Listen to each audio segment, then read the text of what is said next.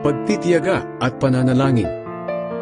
Mga kapatid, maging matiyaga kayo hanggang sa pagdating ng Panginoon. Pagmasdan ninyo ang magsasaka. Matiyaga niyang hinihintay ang unang pag-ulan. At pagkatapos niyang magtanim, matiyaga rin siyang naghihintay sa susunod na ulan at anihan. Dapat din kayong magtiyaga. Tibayan ninyo ang inyong loob dahil nalalapit na ang pagdating ng Panginoon. Huwag kayong magsisihan, mga kapatid, para hindi kayo hatulan ng Diyos. Malapit nang dumating ang hukom. Tularan niyo ang pagtitiyaga at pagtitiis ng mga propeta na mga tagapagsalita ng Panginoon. Hindi ba't itinuturing nating mapalad ang mga taong nagtitiis? Alam niyo ang tungkol sa pagtitiis ni Job, at alam naman ninyo kung paano siya tinulungan ng Panginoon sa bandang huli. Sadyang mabuti at maawain ang Panginoon.